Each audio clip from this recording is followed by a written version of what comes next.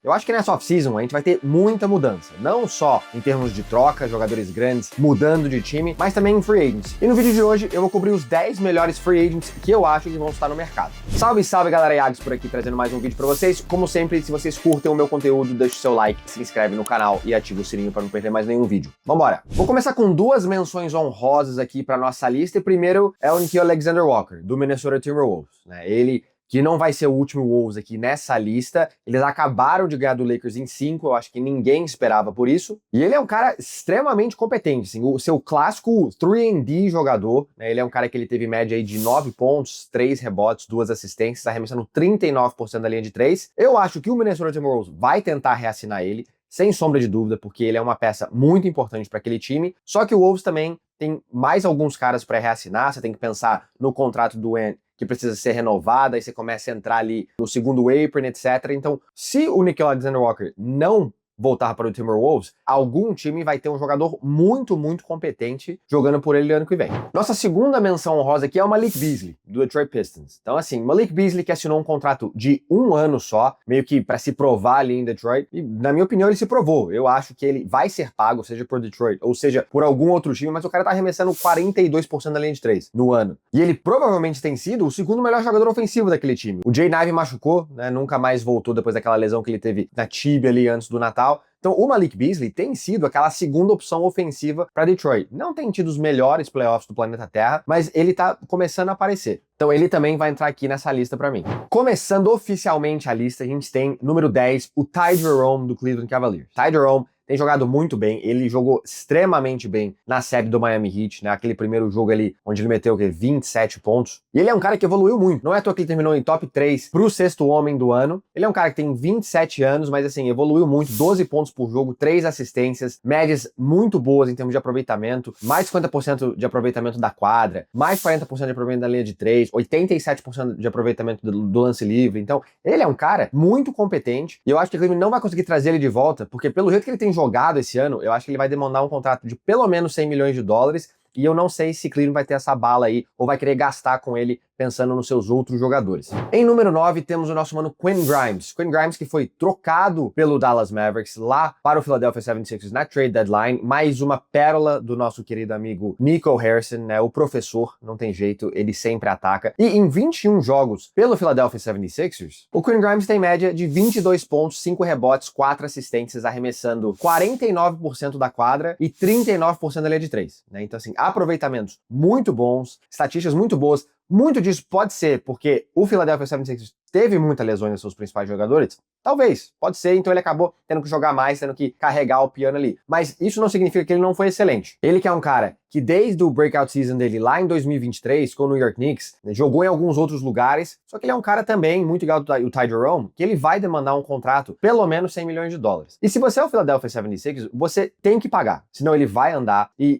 principalmente pensando no jeito que o seu time está estruturado, você tem Joel Embiid, você tem Paul George, Tyrese Maxey, você não é um time que tá em rebuild, ao menos que eles troquem todo mundo, que eu acho pouco provável. Você é um time que precisa ganhar agora, então manter o Quentin Grimes no time é de extrema importância. Em número 8, a gente vai lá para Utah e eu quero falar um pouquinho do John Collins. O John Collins é um cara engraçado, né? Ele tem um contrato ali de mais ou menos 26 milhões com player option, né? Player option, só lembrando todo mundo, é quando o próprio jogador opta se ele quer retornar a esse contrato por mais um ano ou se ele quer um contrato novo. Então, o John Collins tem esse poder na mão dele e no começo da temporada eu achei que ele ia aceitar, porque ele não estava indo muito bem. Eu inclusive achei que ele seria trocado na deadline, ele acabou não sendo trocado, mas ele na surdina teve médias muito boas. A gente tá falando de aproveitamento de 52%, 40% da linha de 3, 85% da linha de lance livre, 19 pontos, 8 rebotes e 2 assistências. E ele também te dá um roubo de bola e um toco por noite. Então assim, ele é um cara que como role player, ele pode contribuir muito, principalmente para um time que quer ganhar um campeonato.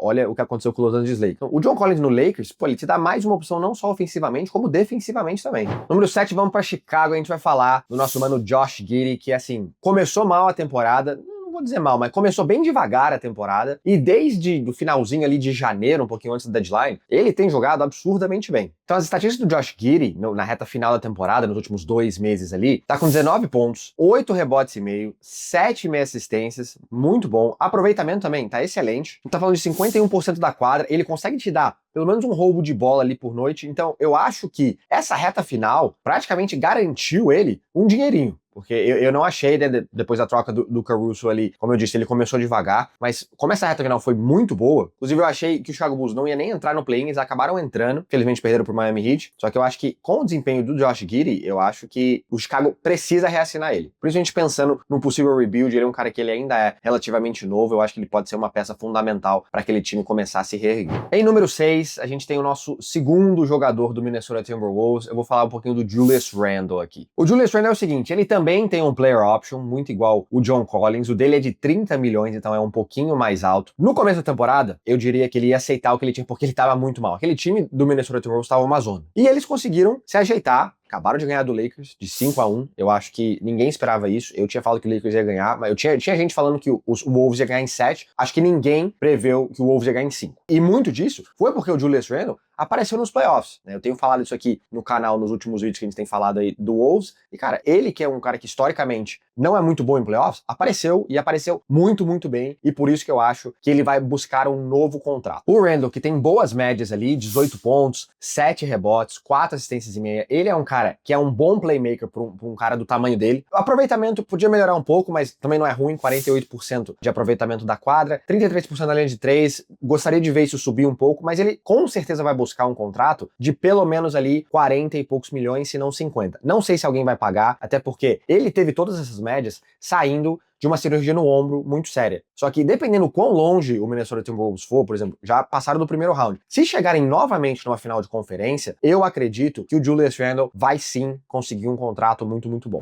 Começando o nosso top 5, a gente tem o nosso terceiro jogador do Minnesota Timberwolves, que é ninguém além de Naz Reid. Um dos meus jogadores favoritos atualmente, desde o ano passado, eu acho o skill set dele muito, muito bom. E ele é um cara que tem um contrato muito amigável para a franquia. Então o Wolves paga ele só 15 milhões de dólares aí por ano, que é praticamente nada para um cara do calibre de Naz Reid, o que ele te entrega. Então ele com certeza vai conseguir um contrato maior que isso em qualquer lugar. O Wolves, em contrapartida, vai ter que brigar para reassinar ele. Sem dúvida nenhuma, acho que ele é também uma peça fundamental daquele time. E como eu falei lá no começo do vídeo do Nickeil Alexander-Walker, eles têm muitas peças desse time que tá indo muito bem, que vão ser free agents. Então eles vão meio que ter que escolher quem que eles querem reassinar sem completamente extrapolar em questão do cap. Então o Naz Reid, ele é um cara que vem do banco, né? Foi sexto homem do ano passado. Ele te dá médias ali de 15 pontos, 6 rebotes, arremessando 38% na linha de 3. Esse cara é um cara que tem quase 7 pés, cara. Ele é um cara muito alto. O kick de bola dele é muito parecido com o guard. Então, assim, ele não é o seu tradicional pivôzão. Ele é um cara que ele é fluido, ele consegue jogar bem com a bola na mão. Ele, igual o Julius Randle, também tem um player option e eu não vejo nenhuma possibilidade dele aceitar esse player option ganhando só 15 milhões, né? O homem tem que ser pago.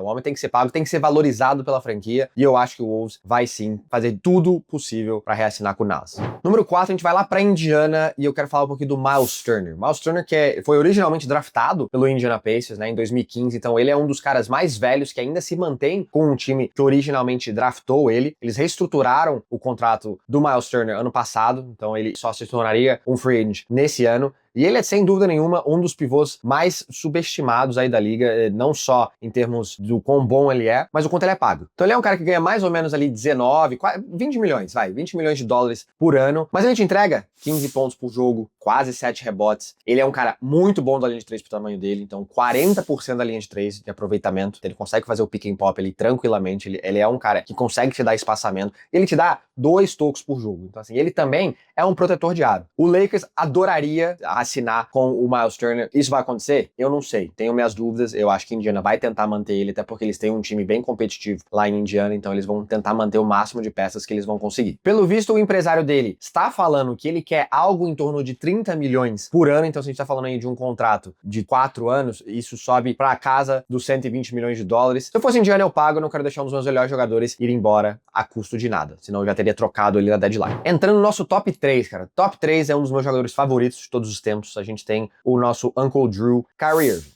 Kyrie Irving, que também tem um player option. Originalmente eu achei que ele não optaria em continuar nesse contrato que ele tá atualmente, só que, todo mundo sabe, ele teve a lesão no joelho. Ele vai perder uma grande parte da temporada de 2025-26, né? Com essa, ele rompeu o LCA. Então, eu acredito que ele provavelmente vai optar em jogar nesse contrato atual dele e talvez rever isso no ano que vem, mas a princípio ele ainda é um free agent para essa off-season. E a gente sabe que assim, o Kyrie não é nenhum bobo, né? O Kyrie Irving é um dos melhores jogadores da liga, mesmo com 33 anos. Tava dando uma média ali de temporada de 25 pontos, briga ali entre ser o melhor e o segundo melhor jogador do Dallas Mavericks, junto ao Anthony Davis. Aproveitamento muito bom, 47% da quadra, 40% da linha de 3, 91% da linha de lance livre. Então assim, ele é um cara, tradicionalmente, sempre foi um cara muito ofensivo, um cara que consegue te dar muitos pontos e contribui muito para um time. Então, acho que muita coisa vai depender de como o Kyrie Irving vai voltar dessa lesão, né? Se ele vai voltar bem, se ele não vai voltar como um cara de 34 anos, voltando de uma lesão muito severa. Então é pra ficar de olho. Em número 2, a gente tem o Barba. Isso mesmo. James Harden, que é free agent desse ano. Eu, particularmente, eu não acho que ele vai deixar o LA Clippers, mas ele é um free agent, então a gente precisa reportar aqui. Mas eu acho que ele vai ficar. Mas ele é um cara que, em termos de eficiência, tem caído um pouco de produção. Não tá arremessando tão bem da linha de 3, não tá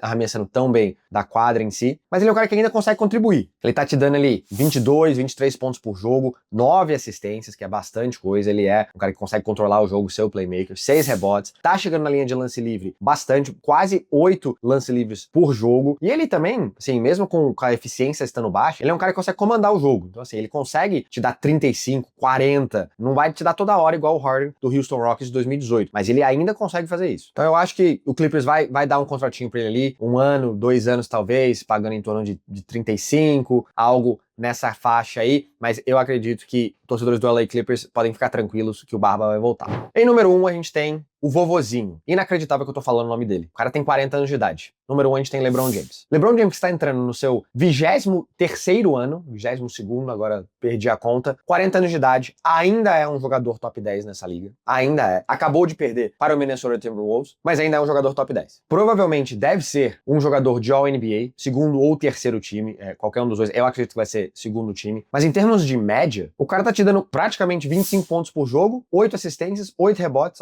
arremessando 37% da linha de 3, isso tudo com 40 anos de idade, cara. 40 anos de idade. Então, ele tá jogando com pessoas que às vezes ele é 20 anos mais velho que ele. Então, assim, o fato do LeBron James estar fazendo isso nessa idade, com tanta eficiência, muita coisa que o Lakers deve ao LeBron James essa temporada, por ter chegado nos playoffs, é porque ele tá jogando igual um maníaco do parque no começo da temporada. Anthony Davis machucado e o LeBron lá metendo 35, 38, 40. Então, isso é realmente bizarro. É claro, eu acho que o LeBron James vai voltar pro Los Angeles Lakers, pelo menos um contratinho aí de 1, 2 anos, ainda mais que o Luka Doncic chegou. Eles com certeza não chegaram onde eles queriam nos playoffs desse ano, então acho que ele vai tentar de novo com um pouco mais de entrosamento, deixar o Lakers construir uma roster ali em volta desses dois jogadores, mas ele pra mim é número 1. Galera, então pro vídeo de hoje é isso aí. Deixa embaixo se vocês concordam com essa lista, quem vocês seriam mais alto ou mais baixo. Eu também quero ouvir de vocês. Quem que é um free agent no seu time que você não quer que vá embora de jeito nenhum? Deixa aí nos comentários, quero ouvir de vocês. Por hoje é só, tamo junto, valeu!